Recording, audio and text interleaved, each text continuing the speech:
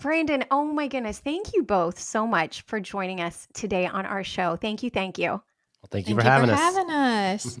Yes, this topic.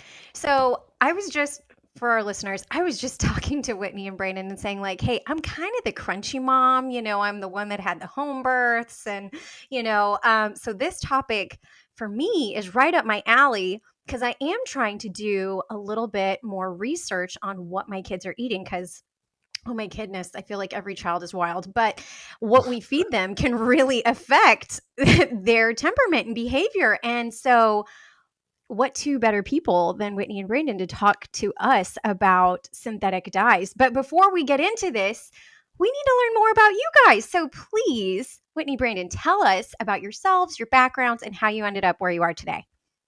I'll go first. My name is Brandon, and this is my wife, Whitney, as you just said. My day-to-day job that I do, I am a commercial photographer and videographer. So I do advertising work. That's what I mainly do. And so that's kind of where making this documentary came in to be. And I'm a dad and a husband, and now I am a advocate against the negative effects of synthetic dyes. Who would have thunk? I know, for real. Oh yeah, for sure. If you would have known him before this, no one would have No. known that this is where we're at. So Yeah. And I love anyway. it. And that's why we need to know. So, for Whitney, tell us. Yeah, so I'm Whitney Cawood. I have my degree in education, so I taught for a few years. I taught in inner city school, so that experience is really, engraved like a love for children, and especially love for children that just need a little bit of extra love. After my teaching, I decided to quit so that we could start a family. We had a lot of fertility issues, and just having a simpler life was a little bit easier on us to get pregnant. And so after that, I quickly learned that I could not just stay at home. I like to stay busy. So I took some courses in marketing. I became the marketing leg of our business. I had a few clients, and then I decided that I wanted to start marketing our businesses and our ventures. So that's kind of where I am now. And now we are both first-time filmmakers as well. Yeah, we're pretty Amazing. entrepreneurial. We have a few business ventures that we have in addition to just like our regular jobs. So Oh, so cool. Oh my gosh, what a cool story. And that's such a cool story. Now, I need to know the personal journey as parents. Like, how has that inspired you with the work that you do today? I mean, that has been everything. I mean, our journey is because of our experience as parents. So we we have a son finally after our fertility journey. We have a son named Atreyu. And between the ages of 1 and 3, he was a bit of a puzzle. He was really hard to figure out. Some days it was kind of like Dr. Jekyll and Mr. Hyde. Some days were really, really great. And then some days were horrible. And we had more bad days than good days. And he was at a mother's morning out, which is like a half day daycare. So just like 2 or 3 days a week, he was going to this daycare. We were getting multiple write ups. I was having to pick him up several times a week, and or just so often. And it was often because he could not have, he did not have the ability to keep his hands to himself. He was hitting, he was biting. And and a lot of parents listening might think, that sounds normal. That sounds like a normal 1 to 3-year-old, but the frequency and just the intensity was not normal. And, we would take him to church and we would get the same reports. We would go to play dates and it was the same thing. And it was just everywhere we went, people were concerned. We had several referrals to go to the children's hospital close to us and start that journey at 3. And we just thought, we consulted our doctors, and we thought, we have plenty of time to figure this out. Let's try something different. Ultimately, we had to leave. We were asked to leave that daycare. And so that kind of spiraled our journey and began our journey. And we looked into diet, and I did some research, and I found an article that suggested eliminating wheat, dairy, and synthetic dyes. And I eliminated all 3. 48 hours later, our child was literally a different child. Those like really good days, those are the days we have for 30 days straight. And So after that, we reintroduced the wheat, no effect. We reintroduced the dairy, it had no effect. And then we reintroduced the dyes, and within 15 minutes, his behavior was completely different. And it was all the behaviors that we were seeing before, the aggression, the hitting, the fits. It just came like flooding back for the next 48 hours. So it was pretty easy to pinpoint that that was his issue. And the craziest part about that is we weren't giving him like the colorful cereals or like the sugary treats. He Yeah. was mainly getting these dyes from his daily allergy medicine, or he had chronic ear infections. So we were on a lot of antibiotics at that point, until he had tubes, of course. But like that was so surprising that such a small amount of dyes could impact, his mental health and his well-being so dramatically. And fast forward now, he's going into first grade. We've had 2 years in public school. We don't have an RTI. He's just a normal kid. An RTI is a response intervention. So for some kids, it might be advantageous if they need a little bit of extra help to have an RTI, but he's just a normal kid. He excelled in school, and this was kind of a fix-all for him. That's not the case for everyone, but that's our story. And so that has obviously inspired us to create a documentary and to reach out to researchers and try to get to the bottom of this stuff. Oh my gosh. Brandon, tell me your whole process in this when your wife was like, I need to eliminate all of this from our son's diet. Like, what was your thought process? I mean, Whitney has always been, food conscious. I wouldn't call her like, I wouldn't go so far to call her it's like super crunchy, but she's like chewy, she like pretty I love healthy, it. but I she love like, we Crispy. live our lives from time. Yeah, she's crispy, but like, so like, she's always, looking into things and things like that. And I was skeptical in the beginning of her wanting to try to eliminate dyes.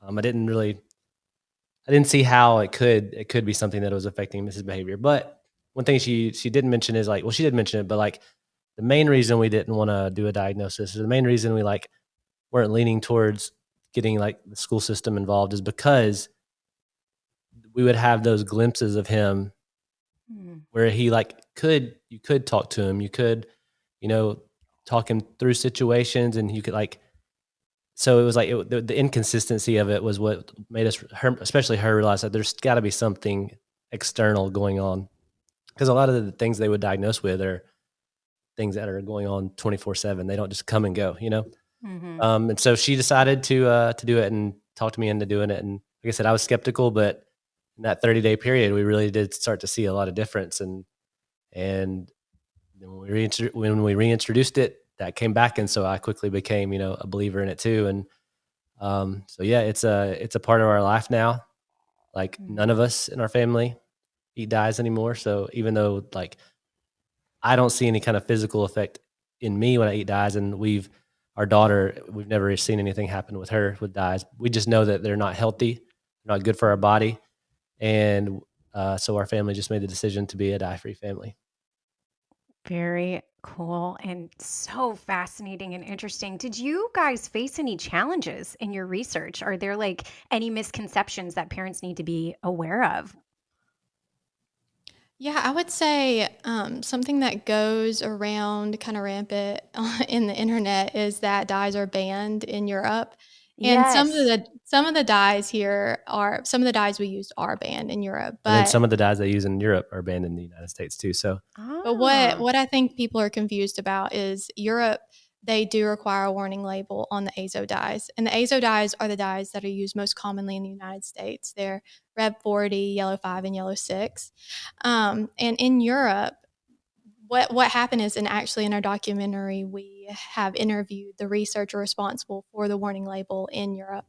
And so we flew to Europe and we interviewed with him, and we learned that they have a warning label, and so it says can cause hyperactivity, can or may have an adverse effect on activity and attention in children. So I think that's definitely like a misconception. People think that they're just banned everywhere. But what happened was companies didn't want that warning label on their food. So a lot of Right. American companies in Europe, if you buy those same products that we have in America in Europe, or specifically in the EU, they don't have the dyes in it. And that's because these companies didn't want a warning label. So they reformulated their product for the EU and not in America. So I don't think a lot of people know that American companies make one product for America and then they make another product that doesn't contain synthetic dyes for like Europe. So I think Why do they do that? I mean ultimately dyes are cosmetic. They are placed Yeah. in food so that they are appealing and they make us want to buy them. Well, they're also cheaper. And they're cheaper in that, if you're not going to use an artificial dye, you're going to use like an actual food like strawberries or beets or something that costs a lot more money. Whereas dyes are a chemical, oftentimes they're a byproduct of petroleum or just like chemically made. So it's a lot cheaper than like a strawberry. And so like what happens in the US is they're making it as cheap as possible so they can have as large of a profit as possible. And so if you use natural flavor, that doesn't have a color. So if you use strawberry natural flavor in like a candy, you need it to be colored. So you color it with an artificial dye so that it kind of looks like the flavor it's supposed to have. So overseas, they're using more like natural alternatives to obviously synthetic dyes. Yep. Why aren't we picking? So it comes down to the money, is what it's Well, sounding yeah, I like. mean, Is why. I think it would probably cost a decent amount of money to reformulate. I mean, well, technically they already have the formulas in Europe, but like she said, it costs more. Synthetic dyes they're more temperature stable, pH stable. So like a lot of natural dyes, they will change colors the longer they sit on the shelf, or they'll change colors when you're cooking with them. So like because it's a cosmetic purpose, it's going to look better and it's probably going to sell better if it's brightly colored or it keeps that color or it can stay on the shelf a lot longer. So, I mean, technically, I think it really all boils down to money, which is crazy. Like, I think that health would be most important, but I think it's money. It's not, unfortunately. Mm-hmm. And now you also, I think that a big misconception that people think of is, okay, like when I'm thinking of synthetic dyes, I'm thinking of like Skittles or like Fruit Loops, Lucky Charms, like all of these things. But you're bringing to light, like, no, it's in antibiotics. And what are some other things that people are really unaware of that synthetic dyes are in that we should know about? Well, that's yeah, definitely. I think anybody's journey moving into synthetic dyes and that's actually finally got there, they'll know that you start off thinking you can recognize the dyes with your eyes. And so like, we'll look out, we can tell things if they're brightly colored, those things have dyes, which is, most likely that's right. But there are a lot of places you wouldn't think about. You wouldn't think about dyes being in white foods or brown foods, like marshmallows, name brand marshmallows, a lot of times have blue one. A lot of white icings and chocolate icings for cakes have synthetic dyes in them. Most. There's a lot of there's some muffin mixes out there that have dyes in them because they don't actually have real blueberries. They have like these little blueberry artificially flavored goo balls in them, that What? they have to use synthetic Blow dyes my for. mind. What? And then a lot of times they're in weird stuff that doesn't make sense. Like let me think. Fortune cookies. Fortune cookies, like I feel like they would be that color even if they didn't have a dye in them. And then a lot of, like you said, a lot of medications, any antibiotic that you're getting from the doctor that's not white or clear probably has makeup and toothpaste. And then a big one is Pediasure. Oh, Pediasure has Pediasure strawberry and chocolate both have Red 3, which is one of the. Now that's a can of worms. Yeah, we'll talk about Red 3 in a little bit. Oh but my gosh. But yeah, so it's in a lot of places that you don't think about. So you really have to get to a point where you learn how to read labels and look for them. But luckily in America, it's pretty simple. Synthetic dyes are typically going to be a color and a number. So your red 40, your yellow 5, yellow 6, blue 1, blue 2. And they're required by the FDA to be listed as that. Like artificial flavors, for example, there's a whole slew of chemicals that can be used as an artificial flavor, and you just have to put artificial flavors. But synthetic dyes are not like that. They're very, very heavily regulated. That doesn't mean that they're safe. Even natural flavors, they have to be identified. Yeah, even natural flavor can be hidden, but synthetic dyes, there is a lot of like law and like things that companies have to do, and that's probably another misconception. Like people are always like, what other names are companies hiding synthetic dyes under that I need to be looking for? And legally in the United States, they have to be listed on the label as the the FD&C. Is that right? Mhm. Yeah, FD&C. Yeah. Okay. Oh gosh. Well, that's good for us to know. Looking at labels, we know exactly what to look for. It's not hidden by anything else. So, and that should tell us something that if they have to list it like this, Yeah. there's probably a reason why they have to be so explicit because there may be a reason why you should look and maybe not Yeah. buy that thing.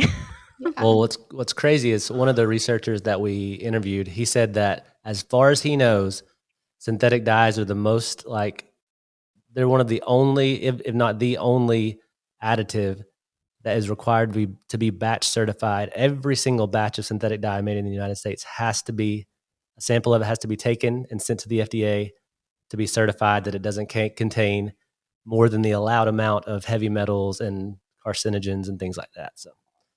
Oh So my it gosh. is a substance that has potential to have danger. So it is very heavily regulated. Yeah, and it goes far beyond just like the neurologic effects. That is wild. So let's talk about it, the effects. So if someone's listening to this episode and they're like, "Okay, you guys, I get it. You're not into it, but why should I not be into that? What are the some of the harmful side effects of synthetic dyes? Like what is it that parents need to know about this?" Yeah, so luckily there has been quite a bit of research done on this, and there's been 27 clinical trials on children and hyperactivity. So the California, their California Office of Environmental Health, they have done the most comprehensive, rigorous study. It was over $1 million study. They put a lot of work into it, and they concluded that it can cause hyperactivity Well, in some children. it was a meta study, a meta analysis where Meta-analysis, yeah. they got all of the research out there, brought it in together, spent 2 years with research panels and input and things like that. Toxicologists, statisticians. And so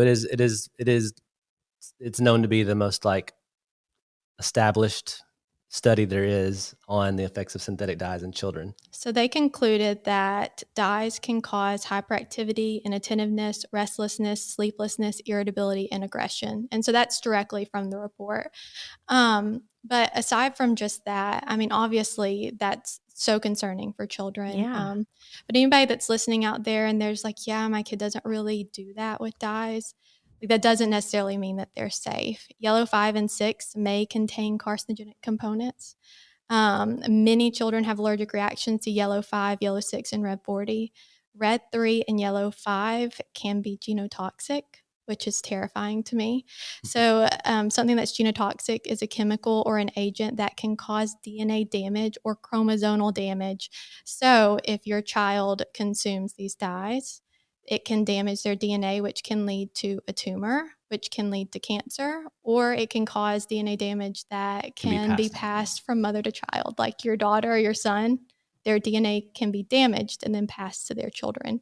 So it's like, whoa, like it's so shocking that and that these things are. I mean, you can Google it and find it out, but it's kind of like we kind of felt like, I mean, this is in plain sight, but like no one's talking about it. And like Brandon said, I've always been kind of health conscious. And, most of our food, even before all this, was organic. We, enjoy a garden, but I'd never even thought to look for dyes. The only thing I knew about it, the only schema that I had prior to this is that some children with ADHD can't have red dye or can't have red 40. Like that's all that I knew. So, I mean, that was pretty shocking that, I mean, this information is out there, but people just don't know about it.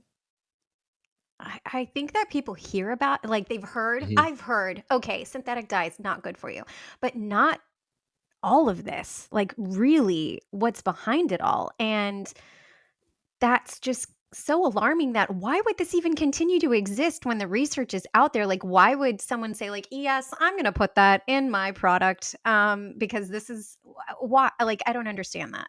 There's a lot of industry pushback on any kind of regulation around synthetic dyes. They have lobbyists that anytime anybody introduces a bill or anybody brings this up, these companies pay lobbyists to argue in favor. Like I've literally synthetic dyes. testified on panels where, I obviously am against the use of synthetic dyes, especially in schools. And there will be industry lobbyists there trying to advocate for the use and further use of synthetic dyes. It's perfectly safe. There's, all this all the science points that there are no issues.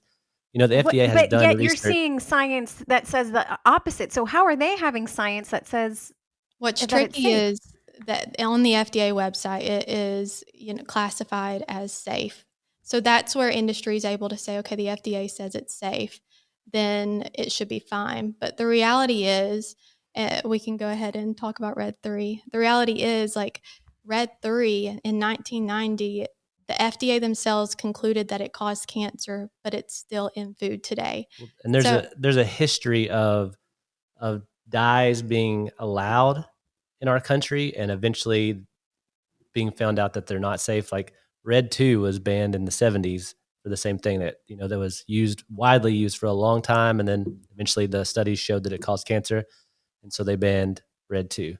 Red 3, like she said, was banned in cosmetics in 1990, but they didn't ban it in food and ingested drugs. So it was banned in cosmetics and externally applied drugs, but wasn't banned in food and ingested drugs. And that's because it had already been permanently approved in food and ingested drugs in 1969. And so the FDA in 1990 said they were going to take steps to remove Red 3 from food and drugs. And now 34 years later, it's still allowed in food and drugs so much. And it's gotten to the point so much that California last year just went ahead and banned it themselves. So like by 2027, companies can't put Red 3 in food in California. And so it's like I think it's this history of, I don't know, there's a lot of bureaucracy and things, lots of hoops to jump through. And I don't know that this is the highest thing on the totem pole. people aren't talking about If it. you look at the FDA, they have, I don't know how many different advisory boards on the pharmacy side, the pharmaceutical side, but they don't have any boards 0. on the food side. It's So the Food and Drug Administration, and they have 0 food boards. they had one. They had one that a researcher in our film participated in like 2011, I think.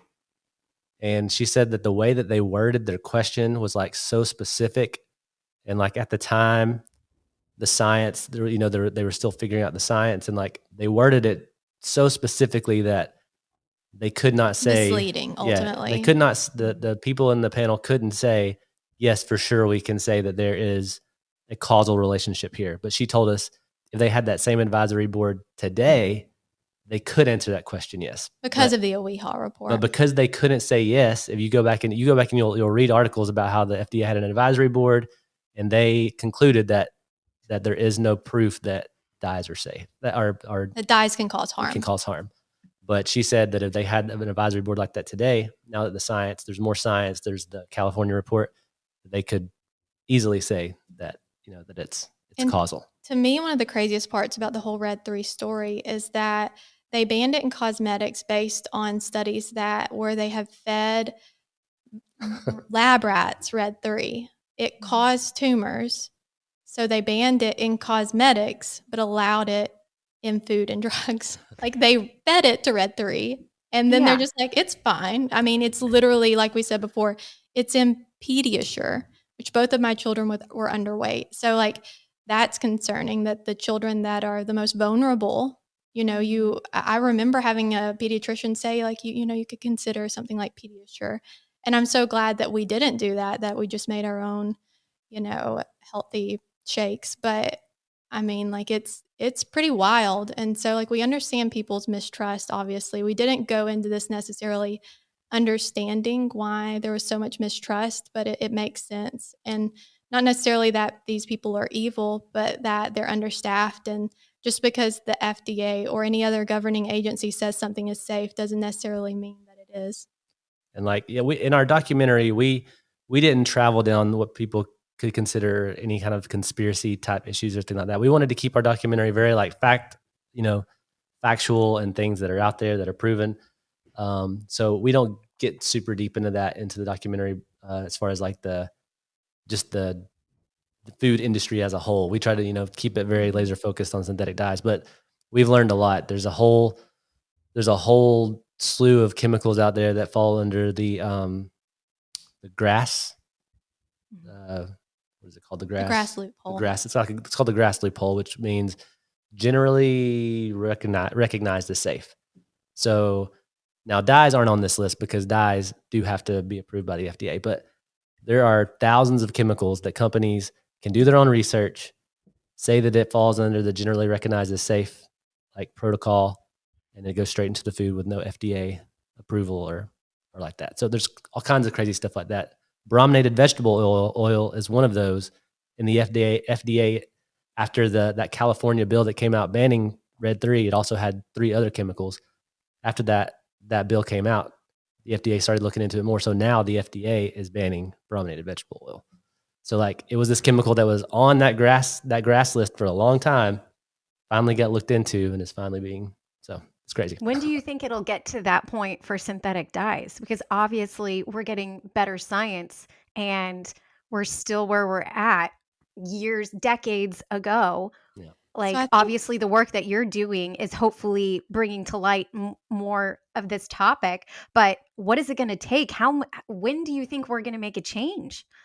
Well, our goal for the documentary is public awareness. We feel like the biggest impact is going to be the general population writing their senators, writing their representatives, like letting them know that they know about this now. They don't think that it's right to have this in there.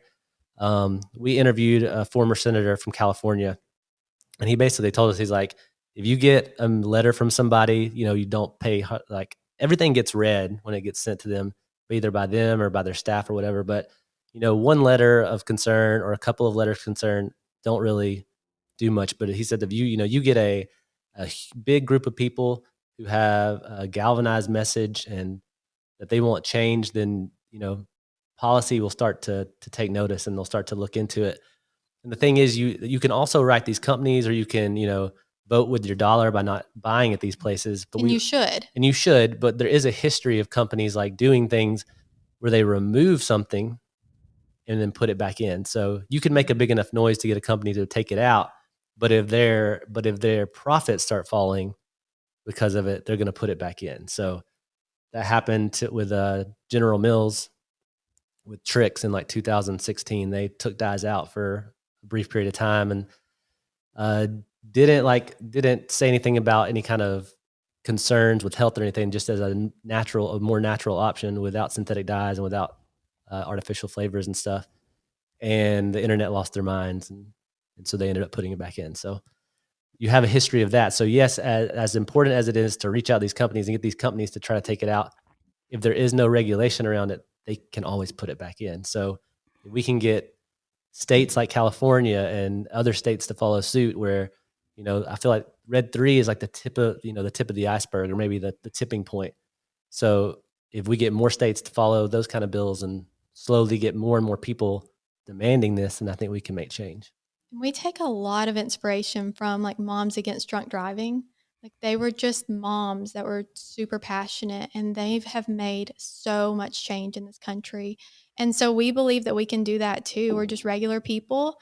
And we're hoping that our film takes the science that's difficult to understand, and puts it into an entertaining and digestible documentary so that people are aware of the risks, and so that people know that they should be concerned, and so that they are wanting to take action. But we really, really do believe that we can make change, and we believe that sending letters and talking about it and sharing your story, and all those are wonderful ways to begin the change.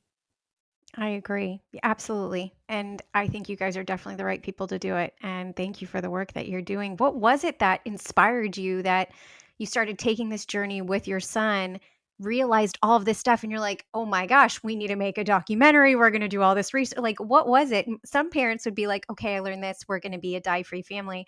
I've actually met a couple of families like that. And then that's the end of their story. What was it that just propelled you to like, wow, we're going to take action and make a difference? So for us, like it was such a dramatic life change. And I mean, I was in such a dark place as a mom, wanting to help my child, fearful for his future. He was having so many issues, making friends. And so after we eliminated dyes, like that was all gone. Like it was so much better. So we felt like we had this like golden ticket, and we knew other families were being impacted and had no idea. So that was really motivating for me, that there are other children that are suffering like Atreyu is suffering, and they have no idea. So we felt guilty, honestly, that we knew and they didn't. And so we knew that we had the equipment, the ability, the talent. God has blessed us in so many ways that we could put together this film while doing full-time jobs, while being parents, like while doing all these things. God has really blessed us, and we knew that we could do this. And so we just decided to jump in, and it's been a journey, but it's been great, honestly. It's been a really cool adventure. If we had known the journey before, like if I had known this was going to take over 2 years of our lives, I don't know that I would have like jumped on board. But like We you would think, have.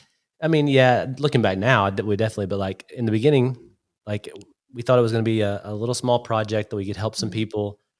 And you would think that making a documentary is difficult, and it is. Like making a feature length documentary when you've never made a film before. We're not all, and we're literally doing it with just the two of us, other than the people that we're filming and the friends that have volunteered to be extras and B-roll and stuff like that. But we're putting the film together and doing the music and doing the editing and the color grading and all that. So like that's difficult. That is difficult. But that really that's probably been the most difficult. Like what we thought was going to be difficult was getting these researchers to agree, but God opened all these doors, and like one door would open and one person would introduce us to somebody else, and then another door would open, and so that part became like super super easy. Like making, like the hardest part literally has been editing the film, but as far as like getting everybody on board and all that stuff, that has been super easy. And like we kind of had a proof of concept. So Whitney, around the time that she started looking into research, she was in a dye-free group on Facebook, but felt inspired to start her own dye-free group. And it was just a little bit different, where it kind of focused on what we call swaps, where like if a kid loves these chips that normally have dyes in them, finding an alternative that's similar, that's Oh, dye-free. that's And so great. we started a Facebook group at 0, and within 2 years, we have grown to 577,000 people. So, Bravo. so that like, So it's called Dye-Free Family Swaps Recipes and Resources. we started seeing that group from day one, like growing, and like, so it was kind of like this proof of concept. Okay, there are these people out there who want this information, who are looking for this information. And like she said, we feel like God has given us talents and we're supposed to use those for good. And so, she had to convince me to do it, but we agreed to do it. And it's been one of the coolest things that we've ever been a part of in our lives. So, And we're still married, surprisingly. Girl, I feel that. I work with my husband. It is definitely it takes special people to be able to work together.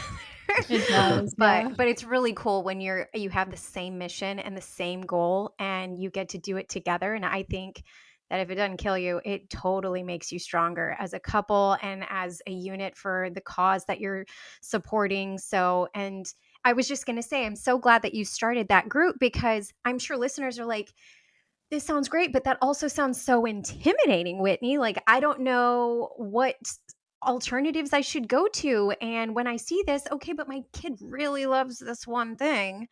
What am I supposed to do otherwise? Halloween is coming up. Like, what am I supposed to do regarding that? So now, yes, Halloween, let me talk about that. How do you handle that? Yeah, so something that I've really been passionate about is like making it easy for our audience. I create a lot of lists and a lot of swaps. So I think on my Halloween list, I think we have like 250 swaps. So you really don't have to go without like the colorful, beautiful candy. Now, going dye free, most things you can find like an off brand that's dye free, that's actually cheaper. But now candy is one thing you're going to have to pay a little bit more money for. And so what we do at Halloween is we buy unless you have a Trader Joe's. If Yeah, you have a Trader Trader Joe's is Joe's, awesome. you can find some cheap candy. But anyway, we love Trader Joe's, sponsor us. Just kidding. But anyway, so we make the list and we make it easy for them. And so when we do all the festivities and we bring a few colorful swaps, but chocolate is usually pretty safe. And so we just go about our life. Our child he's unbothered. Neither of them are bothered by having to dispose of the dyed candy that they have. Yeah, So they don't do without a good time. we don't make a big fuss. We go to houses, people put the candy in. We get home, we separate stuff that's dyed and stuff that's not dyed. And if we have it, like, they usually end up with so much candy anyways that taking away half of it that doesn't have dyes, they still have plenty of candy left We over. still have Halloween candy from last year. Like, let's be real, we don't eat all the candy. So That's I pretty think good.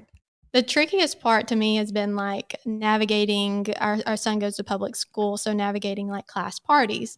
So what we do there is I make it a thing where we do it together. We make these little mini cupcakes. I let him pick a cute little dye-free candy to go on top so that he doesn't feel left out. And we send them to school and they freeze them because you never know when you're going to have a school party. Like parents just show up for birthday parties. So they pull out the dye-free cupcake and he's not phased. So he loves his. Usually he's like, Mom, mine was so much better.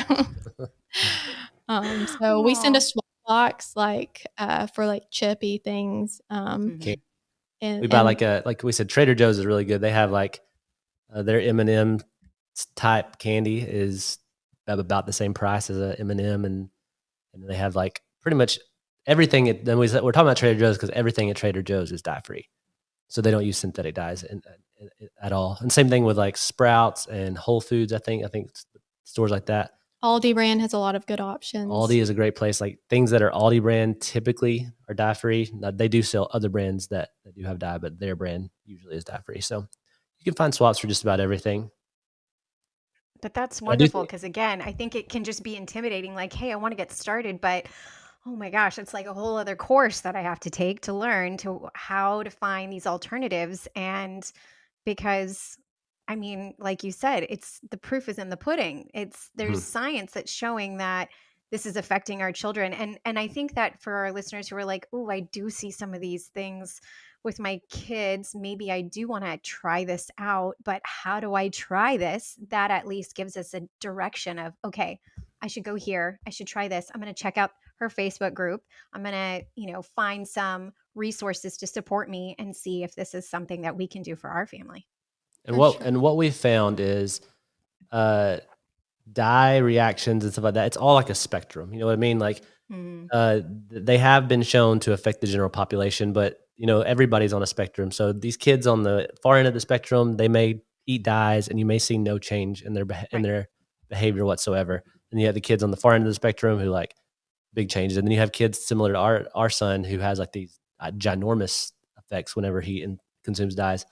But what we have found is that like typically if you can buckle down and eliminate dyes for 30 days, you can determine whether or not your child is having behavior issues or sleepless issues or whatever. Like 30 days is about a good time for things to get out of their system and to kind of watch them and see if they're changing. And eliminating dyes won't fix every kid that has behavior issues. It's not gonna, kids are kids, and there are other things that can cause the same types of side effects. But we have a thing on our website, a 30-day elimination or a 30-day dye-free challenge type thing where you eliminate it for 30 days. We've seen a lot of people have a lot of success with even families that might not even thought that their kids were having issues. They had better behavior. And this is it's just a blog. So I just walk you through, how to go through your pantry. Some tips, like, especially if your children are older, don't just swap out these random snacks. Like, you've got to find snacks that are similar to snacks that they love. So we go through that and just kind of help families think through, the kind of the random places to find dyes and to look, in like soaps and detergents and things like that. And so it has been a good resource for a lot of families. When you also like eating out a lot of times is a hard place to figure things out. But a lot of companies will list their diet, will list their ingredients. most of your movie theaters, sadly, use that like salt looks like a tall milk carton, and unfortunately, that does have synthetic dyes. So we don't eat. Another reason to sneak in your food at the Yep. movie theater. Well, our local AMC has told us, because we told him he has an allergy. They're like, well, since you told us that, if you want to bring your own popcorn in, you can for him. So at least our local one has. I don't know if they do that everywhere, but ours I does. love that. And you know what? Everything that you're saying, like, hey, you bring this for birthday parties, for at the school, that sort of thing. Like, my daughter has food allergies. She was allergic to eggs. We went through OIT and now she can eat things with eggs, but she's still allergic to peanuts and tree nuts and all that stuff. So we had to do the same thing. We're like, okay, here's some popsicles. Like, if someone has a birthday party, she can't have that cake or that cookie. And, you have to find some alternatives for kids when they do have allergies. So it's kind of thinking the same way with synthetic dyes. Like, there are alternatives and they still can have fun and be included. We just have to be a little bit more mindful and take that step. And I think that that's also really special because that's something that now I've noticed, at least in my friend group. I guess it's because they're also a lot more cognizant that I'm there, but they always ask everyone who's invited, does anyone have a food allergy that we need to be aware of, so that when they're preparing their food for the party, that everyone can eat safely and feel good about what's served there. So I think being able to ask that, like, hey, is there something in your diet that we need to be aware of? And you guys saying, like, we're synthetic dye free. Oh, okay, then I'm going to be mindful of that. So when you come over, you and your family don't have to worry about whatever we're serving. So I think that that's something that's really powerful that I didn't think of. I just think of a food allergy, but that's something that we should also start including in our conversations. For sure. I mean, we definitely treat it like a food allergy. I empathize with your daughter because I have several food allergies and Oh, it's a challenge. But But the benefit of that was you were already used to shopping for certain things and reading labels while you're grocery shopping. I think for a lot of people, it's going to be a little bit of an inconvenience at first, it is. but you get into a groove of it and it becomes just part of your routine when you shop, or when you go out to eat, or, when you're picking out a snack for your kids, or when you're at friends' houses. It feels a little awkward to say at first and you're a little bit embarrassed, but eventually it becomes just normal and part of your routine. So yeah. Yeah. I was the same way. Just in my health journey, now I'm like counting my macros. I'm like, how many proteins, how many carbs, how many fats are in this? So I'm looking at everything to see, like, oh gosh, okay, this is upping my carb intake, and this is like, oh, a little too much fat, and need to lower that. So it's the same thing. It's just learning how to be a little bit more literate when it comes to nutrition facts and ingredients. And I think that there's nothing, like you said, it is a learning curve, and it is a little bit of an like inconvenience, because you're just so used to just saying, like, that looks good, I'm going to grab this, put it in my cart, go buy it. But we do need to be more mindful of what we're putting in and on our bodies. So right. I think this is such a powerful conversation to have. And I'm curious, like, can you share a memorable moment from one of your interviews with families affected by synthetic dyes? I think, our film is a science-based and story-driven film. So we have interviewed several families, and their stories have been the most impactful to me. I think the first interview that we did with a mom, just seeing how dramatic her life had changed after her son went off synthetic dyes, and seeing the massive impact that had on their marriage and their families and that child's relationships with their siblings and that child's ability to make friends. And the mom had said, that year before they eliminated dyes, that he didn't have any friends that they could invite to his birthday party. And then the following year after they eliminated dyes, there was too many. So just to see that like stark difference and just how truly life transforming this can be, I think that was probably my favorite story for sure. I think for me, like, the relationships we've built with the people that are a part of this film. Maybe because a lot of other films, are a big crew and it's a big production and things like that. But like, we literally have become friends with a lot of these researchers and a lot of these families. And, now we're working with like Center for Science and the Public Interest on moving the ball in some of these areas. And so it's been really cool just to make real relationships and to become a part of these people's lives. And, we went back, that same person she's talking about, one of the first people we interviewed, we just happened to go to Utah for our 10-year anniversary. It kind of worked out because we ended up getting to interview somebody that we like really hoping to interview while we were there. And she lived close to where we. So we interviewed Carlin from Just Ingredients. And so, yeah, we went up there to interview her. And then, so we were in Utah. So like we reached out to them. And so they invited us over for dinner. So we went to eat dinner with like these people that technically we had only met one time in our lives, but it felt like we had known them forever. So yeah, they've become like family. I know that sounds so cliche, but like it really has been just really sweet to develop those like relationships and friendships. That's amazing. Oh my goodness. And I know we talked about policymakers, and I'm hoping that you're right that this is really going to start making people just think a little bit longer about what it is that they're buying and synthetic dyes. But what role do you believe policymakers should play in addressing the risks associated with synthetic dyes? I think that one, they should be educated about it. But the reality is they're people like us. And if they haven't heard about it, if they haven't heard the science, if no one's talking about it, they don't know. So I do kind of take a little bit of the responsibility for people who know it's an issue. Like we need to make sure that they know that it's an issue and it's an issue we care about. But they definitely like they have to stay strong to their conviction. And that policymaker that we interviewed, he told us there was a lot of industry pressure. They would come into his office, they would say, you're going to put us out of business. I mean, these billion-dollar corporations, like this is not going to put you out of business. Like you are okay. But he stood strong to that, and he cared about people, and he cared about, his citizens' well-beings more than the industry pushback. And I just hope that we have enough policymakers that care about that. They care about people more than they care about companies that are wanting to try to make a profit. So they definitely have the responsibility to be brave enough to do what they've committed to. But I think our responsibility is to let them know that we care. And the senator she's talking about is Bob Wachowski from California. And he is actually the senator. So he tried to pass two bills. One was defeated, one they ended up pulling because the industry pushed back and it wasn't lining up. But he is the reason that we have the California report. He found the money in the budget for OEHA, which is the organization, the California, I always forget the acronym. What is it? OEHA? Yeah. Health Hazard.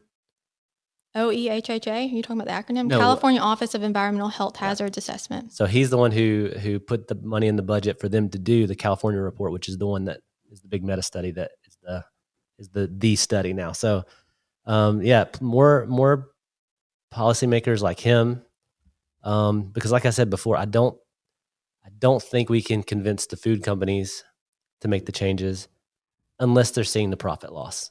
Like I just don't think it's going to happen. I mean, there may be some brands out there who do it, and there are some brands that make healthier alternatives. But the truth is, you make a healthier alternative, you're still selling the one that's got the dyes in it. So I really think it's going to be up to policymakers to hear from the general public, hear from the general population that we know this information about our food system, and we demand change. I think that's what it's going to take.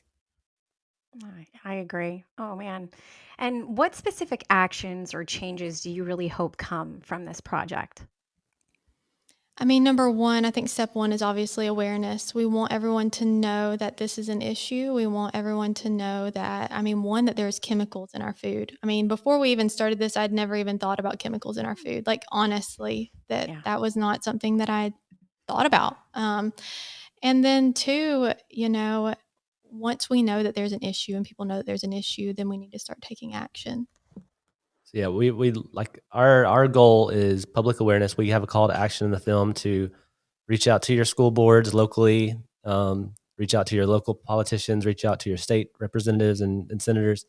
And we're hoping, obviously the key to that is going to be the film being seen.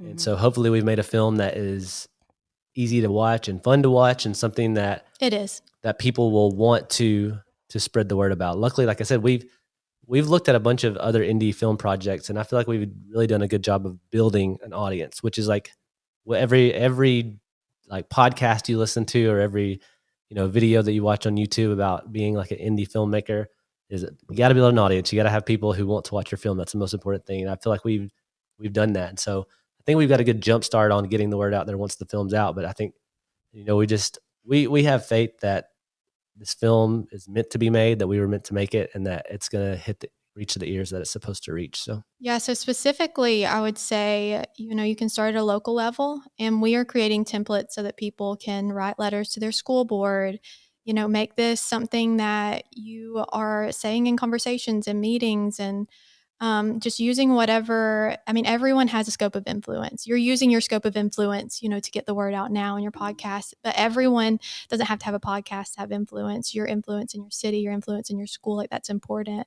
And then two, we're creating templates also that you can write to your policymakers. So we really feel like our voice is our biggest tool. So one, tell your story. If you have a DIE story, share it on social media. Two, use that information for good and for change, and to try to influence your community, your schools, your churches. And then, moving forward, let's tackle the states. It seems like the Center for Science and the Public Interest have tried to make action on just like a U.S. level, but they're making a lot more headway in states. So I think it's advantageous for people to write their state legislators and in the Senate and in the House. So particularly if you're wanting to write someone in the education committee, I think it'd be advantageous to write to them, because what we're seeing is the special education budget is going up exponentially. And so I think that they would be motivated to take synthetic dyes out, since it can cause or exacerbate, a lot of those symptoms that children with ADHD, children with autism, that they already have. Dyes can make it worse, and they're not wanting that to happen. So I do think that people in education committees will be particularly motivated to take action. And that's what we're seeing in the state of Georgia. We're working with our senators. We're praying, that this southern state can care about, chemicals like synthetic dyes. And we believe that this is a nonpartisan issue, that children, this is not a Republican or a Democratic thing. Like, we all care about children, and especially the most vulnerable children. And so we know from these studies that children that are in poverty, women of childbearing age that are brown, that in poverty, are oftentimes affected by dyes more, because there's more food around them that have dyes in it. So we know that they're being impacted doubly. So we care about them particularly. Wow. Gosh, you guys, thank you so much for sharing this message with us. And what advice do you have for just other parents who may be navigating similar challenges with synthetic dyes? I mean, I would say just do it. Like, you're not going to be perfect. Just start reading labels, look for a color and a number. find You a community. find a community online around you, and just look for a color and a number. You can do it one of two ways. You can swap products out as you run out. So as you finish a product that has dyes, you can swap it out, or you can go the route that we went, and we just made the swaps right away. But just go for it at whatever pace is good for you, and see if it makes an impact. And if you don't see a neurologic change in your child, like, that's okay. Just feel good that you got rid of these chemicals in your house, and you're protecting them, from the other issues that it can cause.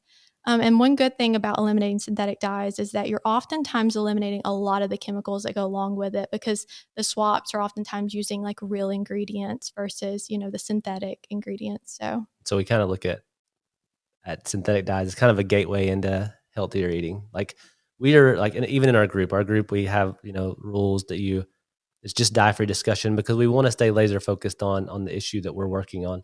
But it is kind of a gateway into, you start looking into this, you might start looking into other chemicals that are in your food. So it's a good place to start. Like, eliminating dyes is a good place to start. One, because a lot of times they're visual. You can see them. You can, cut them out partially by looking at them. And so it's just a good place to start. And so that's kind of why we advise people to do it. Love it. Oh my gosh. Whitney, Brandon, what final thoughts do you have and that you want to leave with our audience? Well, if you are looking to start your dye-free journey and you just need some resources, you can join our Facebook group, like we said. You can also, we have set up a tab on our our website, to die for the documentary.com/podcast. That's no S, just podcast. And you can sign up for our email list there, and you'll automatically receive an email that has this little cheat sheet of all the dies and like common places to find it and surprising places to find it. And you can get plugged in. And Whitney's always sending out like resources and news articles, and obviously, news about the documentary and where we're at with that. And so, yeah, if you want to look into this, no harm in trying it out for 30 days. If you see a change and it's a positive one, keep going. I mean, like Whitney said, it's even if you don't see a change, it's still good to eliminate them. But there's no harm in doing it. But like, there's tons to gain if it's something that you benefit from. And then even when you subscribe, that 30-day challenge that we were talking about, that'll automatically be triggered to your email as well. So those resources are free. We just want to help people, obviously. And once you're subscribed, you are automatically going to get updates about our film. You're going to get all those lists, the Halloween swaps, the Christmas swaps. So we were trying to make it as easy as possible for you. Also, if you want to follow the film's progress, you can join the film's Facebook page, To Die For the Documentary, on Facebook. And we've got a big community there, and that's kind of our main place there. And Instagram are kind of our main places where we're posting specifically about the documentary. And so we're moving into a really cool period of doing things like this podcast and spreading the word and partnering with organizations and influencers. So we're really excited. So things are about to really start picking up. So. Bravo. Oh my goodness. Thank you guys so much. And for our listeners out there, we're going to share all of these links in the show notes so you don't have to try and dig around for all of this stuff. We're going to make it as easy on you as possible. But oh my gosh, Whitney, Brandon, thank you so much for your time, for sharing your knowledge and passion with us. This has just been an eye-opening conversation, but so powerful. We just really genuinely appreciate it. Thank you. Thank you. Oh, and I don't know, we made it clear. The documentary is not out yet. We're still working on it. I don't want people to think that, where can we see it? It's going to be done soon. So be patient with us, and the film will be out soon. Perfect. Do you know when, ETA-ish? We have goals, but we're realizing that you shouldn't say them out loud. Yeah, that's a good idea. Good idea. But you know what? We'll find out by signing up, and we can keep us posted. Yeah. Hopefully sooner rather than later. Yeah. Perfect. Oh my goodness. Thank you guys again. And we're just so grateful. And for our listeners out there, to learn more about Whitney and Brandon, you can find them online at To Die For, DYE, thedocumentary.com, or on Instagram at To Die For the Documentary. Our team will be posting today's episode on our Baby Chick Facebook and Instagram page at the Baby Chick Chat. So if you have any questions or comments about our discussion, please share them with us in the comment section. And as always, if you haven't already, please subscribe to Chick Chat, the Baby Chick podcast, wherever you listen to podcasts, and leave us a review. Cheers to a healthier future for our children.